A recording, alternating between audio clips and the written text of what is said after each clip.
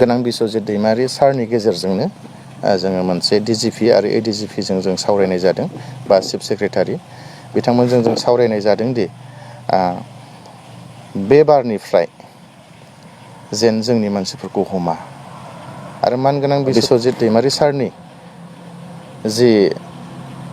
सावरायनाय आरो बिनि गेजेरजों जि बुंहरनाय बेवहाय जों रिजाल्ट मोननो हादों दि DGP आरो ADGP निफ्राय दिनैनिफ्राय आरो NDFB सासेखौबो हमनाय जानाय नंलिया बेखौ मोनफ्रोमबो डिस्ट्रिक्टआव माने साफ्रोमबो SP एडिशनेल SP फोरखौ अलरेडि बुंहरनानै दोननाय जाबाय होननानै जोंनो बेखिनि खोथाखौ फोरमायदों आरो मोनसे खोथाखौ आं खावलायनो लुबैदों जोंनि सोद्रोमाफोरखौबो जेन वारेन्ट लेटार थांब्लाबो सामन लेटार थांबाबो जेन जोंनो थाबखौ हरो आरो जोंनाव सोङालासे माब्लाबाबो जेन कर्टफ्राव थाङा बा पुलिसफोर लेंहरबाबो जेन थाङा बेखौ जों खावलायदों माबा मोनसे जुदि वारेन्ट लेटार फैदोंब्ला बेखौ जेन जोंनोहाय खबर हरग्रोयो डेटनि सिगां बेखौ जों दिनै बे खौरां मेलनि गेजेरजों फोरमायहरनाय जाबाय आरो बाखि जि स्टेट आसामनि अनगायै गुबुन गुबुन स्टेटआवबो जोंहा गोबांथार केस दङ दा बेबो बिराद गिदिर मोनसे जेंनायाव दङ दा बेखौ मोनफ्रोमबो स्टेटनिफ्राय लाबोनानै दा आसामावनो केसखौ सालायगोन होननानै जोंनो बेखिनि खोथाखौ ADGP आरो DGP निफ्राय जोंनो खोथा होदों बिदि हिसाबै बावैसो दानफोरनि गेजेराव जिखुनु माबा मोनसे फिथाइखौ मोनहैगोन होननानै जों आसा खालामनो हायो दा बे सुप्रिम कर्टनि जि हियारिं बेयाव जों दहायसो सिगां बुंनाय बायदिनो जों आसा खालामनो हायो बे बाराव माने जोंहा मोनसे मोजां रिजाल्ट फैगोन होननानै आरो जोंनि जि दैदेनगिरि बा गायसनगिरि आफादगिरि मानगोनां रन्जन दैमारि सारजों जेसेबांनाखि CBI केसाव दा जोबजानानै दङ बिथांमोना निस्सय उदां अख्राङाव सफैगोन होननानै जों दिनै फोथायनो हायो मानो होनोब्ला माब्लाबाबो आसाम गभर्नमेन्टनिफ्राय बा स्टेट गभर्नमेन्टनिफ्राय बा पुलिसनिफ्राय माब्लाबाबो दिनैसिम NOC हरनाय नो अबजेक्सन सार्टिफिकेट हरनाय जों नुफेराखैमोन बा खोनाफेराखैमोन नाथाय बिथांमोननि थाखाय दिनैहाय अलरेडि गभर्नमेन्टआ रेडि खालामनानै दोनबाय आरो बेखौ हरनाय जागोन बिदि हिसाबै हरमारोब्ला गमामायै उदां अख्राङाव सफैगोन होननानै जों दिनै फोथायनो हायो नोंथांमोननि जिखिनि माखासे थालांनाय राङारि अनसुंथाइ बियो बेसेबांसो दंबावो मोनबावनांगौ राङारि अनसुंथाइ होनोब्ला गोबाङा मोनबाय नाथाय हार्डक'र केडार हिसाबै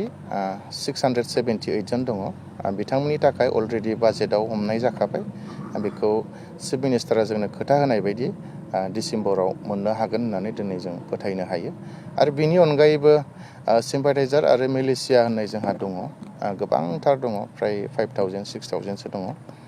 बिथांमोननि थाखायबो जों चिफ मिनिस्टारजों लोगोसे चिफ सेक्रेटारि बेसेबांनाखि अफिसार्सफोर दङ बिथांमोन सावरायनाय टाइमाव जों बुंनाय जादों जे जों खावलायदों हार्डक'र केडारनि अनगायैबो जि मिलिशियाफोर दङ बिथांमोननि थाखाय मा खालामनो सानदों होननानै जोङो फोरमायदों बेजों लोगोसे जोंनिफ्राय बुंनाय जाबावदों दि जाय सिम्पाथाइजार बा मिलिशिया जों होनाय जादों गभर्नमेन्टनिफ्राय नोंथांमोनानो बिथांमोनखौ माने खेबसे नङा खेबनै नङा बहुद बार भेरिफिकेसन खालामबाय बिदि हिसाबै जिखि जाया प्रब्लेम जाया मानो दिनै NDFB होननानै बिथांमोनखौ मुं सुयो माबा मोनसे जाबाबो NDFB मुं मोनबाय दा बिनि बिनिमयआव स्टेट गभर्नमेन्टआ जोंनो माबा मोनसे होयोब्ला जों खुब गोजोननाय मोनगौ होननानै जों खावलायनाय जादों दा बिदि होननाय लेखा जोंनि मानगोनां हिमन्त बिश्व शर्मा सारा बुंदों दि बिथांमोननोबो माबा मोनसे एडजास्ट खालामनाय होनाय जाथोंसै होननानै बेखिनि बाथ्राखौ जोंनो फोरमायदों नेपाल हादराव थाबोनाय सासे नोंथांमोननि जि लोगो केस जानानै थानाय नेपाल हादराव बिनि कन्डिसना दा माबायदि जों मिन्थिगौ नोंगौ जोंहा चिरां डिस्ट्रिक्टनिनो फाथाबारिनि केशव फुवेल होननाय सासे सोद्रोमा दङ खुब सम्भब बियो 2011 बेयाव हमजादोंमोन दा जों दिनैहाय मोनथिनो मोन्दों जों थांनानै नुहैयाखै खिन्थु जोङो माखासे सर्सनि गेजेरजों मोनथिनो मोन्दों बिथांनि हालोदा थिगानो दङ आरो बिथाङाबो भुटाननिफ्राय जेरैबायदि गबोदों थाबैनो बिथाङाबो जोंनि नैबे